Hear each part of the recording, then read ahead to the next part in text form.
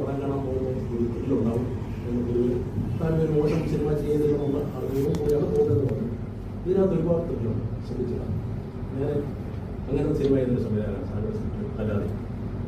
അതിനകത്ത് പല സീക്വൻസുകളും ഒരു ഒരു മൊമെന്ററി ത്രില്ലുണ്ടാക്കുന്ന ഒരുപാട് സീക്വൻസുകളുണ്ട്. അത് വളരെ ശ്രദ്ധിച്ചതാണ്. അതായത് പല കാര്യം ഞാൻ ഡീറ്റെയിലായിട്ട് പറയുന്ന സമയത്ത് അതിനകത്ത് ഇപ്പോൾ ആദ്യം ആ സ്വാമി തുടക്കത്തിൽ ഏടെടുക്കാൻ പോകുന്നതിൻ്റെ മനോഹരമായിട്ട് പിക്ചറൈസ് ചെയ്തിട്ടുണ്ട്, മനോഹരമായിട്ട് അതിൽ അഭിനയിച്ചവരല്ല. പിന്നെ വേറെ ചില കുഴപ്പങ്ങൾ ഞാൻ പിന്നെ സാറിനോട് പറഞ്ഞു പറയാം. പക്ഷേ അതൊക്കെ ഒരു ത്രില്ലിംഗ് മൂല സമയത്ത് പലതും. പിന്നെ ഈ ഫ്ലാഷ് കട്ട് അതിനകത്ത്, അതായത് പല സംഭവങ്ങളും ആ ക്യാമറ കണ്ണിലൂടെ നോക്കുമ്പോൾ കാണുന്ന കാര്യങ്ങൾ അതൊക്കെ സ്വാമി ഫ്ലാഷ് കട്ടിലൂടെ വേറെ രീതിയിൽ അഭിനയിച്ച് ചെയ്തു. അതൊക്കെ അങ്ങനെ ഒരുപാട് വ്യത്യസ്തമായിട്ടുള്ള സ്വാമിയുടെ ഒരു കുസൃതിയല്ല ഒരു കഴിവ് ഇതിനകത്ത് സ്വാമി പ്രകടിപ്പിച്ചു. അങ്ങനെ ഓരോ സീക്വൻസും.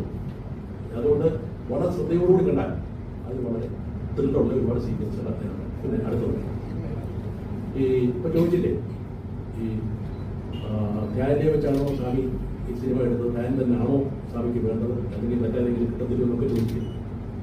അത് സ്വാമിയുടെ ഒരു തീരുമാനമാണ്. കാര്യം സ്വാമി ഒരു പക്ഷേ ഒരു പടം ഡയറക്റ്റ് എന്ന് പറഞ്ഞാൽ ഒരു പക്ഷേ അല്ല, തീർച്ചയായിട്ടും മമ്മൂട്ടിയോ മോഹൻലാലോ എല്ലാം ടേക്ക് കൊടുക്കും സ്വാമിക്ക്. കാര്യം സ്വാമിയുടെ സ്ക്രിപ്റ്റിലൂടെയാണല്ലോ ഒരുപാട് സിനിമകൾ ചെയ്തത്. അപ്പോൾ അതിന് പോകാതെ സ്വാമി ഇങ്ങനൊരു കാര്യത്തിലൂടെ ഇറങ്ങിയപ്പോൾ അതിനെയാണ് നമ്മൾ അഭിനന്ദിക്കുന്നത്.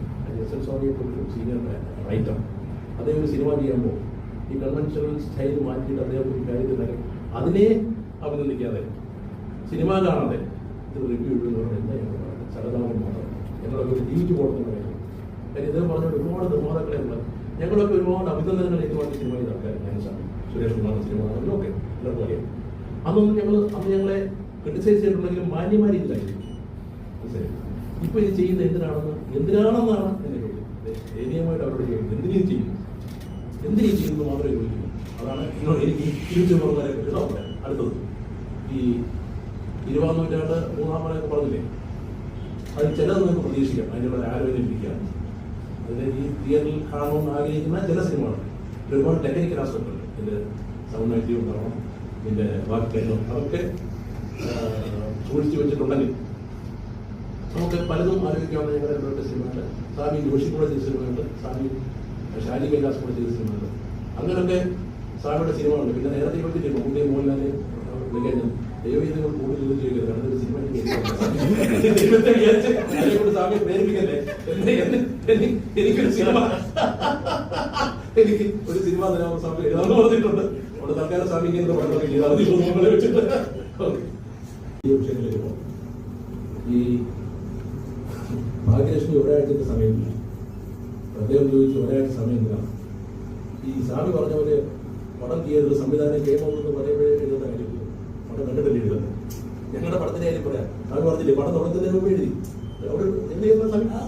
പക്ഷേ ഒരു കാര്യം ഞാനിവിടെ പറയാം, എന്തെല്ലാം എഴുതിയാലും CBI 5 എന്ന് പറയുന്ന പടം അപ്പം ഈ ഇവരുടെ യൂട്യൂബേഴ്സിന്റെ എഴുതുകൊണ്ട് ഒരു ചെറിയ ശതമാനം ബാധിച്ചു നിങ്ങൾ വിശ്വസിക്കുന്നു, സത്യമാണ്. പക്ഷേ അത് നെറ്റ്ഫ്ലിക്സിലെ ലോക സിനിമയോടെ കണ്ടുപിടിച്ച എത്രയോ 2-3 ആഴ്ച 5-ാം സ്ഥാനത്തായിരുന്നു പടം.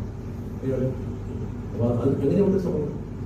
ഇവർ വിമർശിച്ച് അതിന് ഒരു പരിധി വരെ ഒരു കുറച്ച് കാശ് ബാധിച്ച സിനിമ ലോക സിനിമയോട് കടപിടിച്ച് അത് 5-ാം സ്ഥാനത്ത് 3-4 ആഴ്ച ഉണ്ടായിരുന്നു. അങ്ങനെയും കൂടി സത്യമാണ്. സ്വാമിയെ സംബന്ധിച്ചിടത്തോളം എനിക്ക് പറയാനുള്ളത്, സ്വാമി സാധാരണ ഒരു വാചകത്തിലോ 2 വാചകത്തിലോ 3 വാചകത്തിലോ എന്നോട് പറയും. ഇപ്പോൾ സേതുരാമയ്യർ CBI എന്ന് പറയുന്ന സിനിമയുടെ കഥ ഞാൻ മദ്രാസിയിൽ ഒരു പടമായിട്ട് എഡിറ്റിങ്ങുമായിട്ട് വന്ന് പ്രവർത്തിക്കുമ്പോൾ സ്വാമിയോട് വന്നിട്ട് മദ്രാസിലെ എഡിറ്റിംഗ് വന്നിട്ട് എന്തുണ്ട് എല്ലാ പ്രമുഖ സംവിധായകരും ഇതിൽ പ്രവർത്തിച്ചാണ്.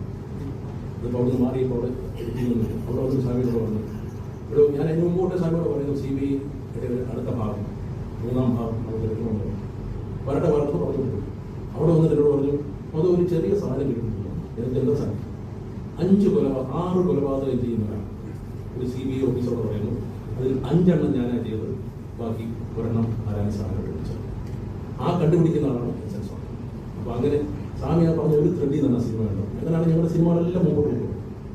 സ്വാമിയെ സംബന്ധിച്ചിടത്തോളം ഈ സ്ക്രിപ്റ്റിങ്ങിൻ്റെ ഒരു പ്രത്യേക രീതിയാണ്.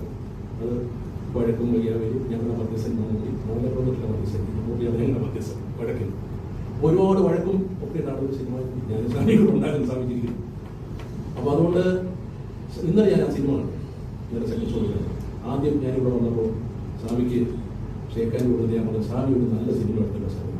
As a director he did this job very well. അതാണ് എനിക്ക് ഒറ്റ വാക്ക് പറയുന്നത്. അതിൻ്റെ ബാക്കി കാര്യങ്ങളോട് കിടക്കുമ്പോൾ ഒരുപാട് കാര്യങ്ങൾ ഞാൻ നമ്മുടെ സ്വാമി നമുക്ക് മനസ്സിലാക്കാൻ സംസാരിക്കും. ഒരു സിനിമ അതിൻ്റെ തുടക്കം തൊട്ട് അവസാനം വരെ ഞാൻ വളരെ ശ്രദ്ധിച്ചാണ് സ്വാമിയുടെ പറഞ്ഞു. സ്വാമി എന്നോട് പറഞ്ഞ ചില കഥകളൊക്കെ ഉണ്ട്, അതിലൂടെയാണ് പോകുന്നത്. സ്വാമിയെ മണിക്കൂറെല്ലാം കൃത്യമായിട്ട് സഞ്ചരിച്ചിട്ടുണ്ട് ആസ് എ ഡയറക്ടർ.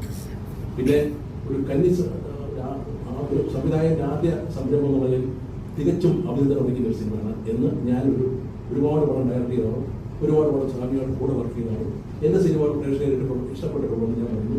സ്വാമിയുടെ ജോലി ഈ സിനിമയിൽ വളരെ ഒരു ഉന്നത നിലവാരപ്പെടുന്നു. പിന്നെ അതിൻ്റെ കഥ വളരെ വ്യത്യസ്തമായ കഥയാണ്. ഇത്രയും കാലം എന്നോട് ഈ കഥ പറയാൻ ഞാൻ എനിക്കൊരു പരിഭവമുണ്ട്. സിനിമ സ്വാമി കുറേ കഥകൾ പറഞ്ഞു കൊടുത്ത് ഈ കഥ പറഞ്ഞിരുന്നെങ്കിൽ സ്വാമി ഡയറക്ട് ചെയ്തിട്ട് ഞാൻ ഡയറക്ട്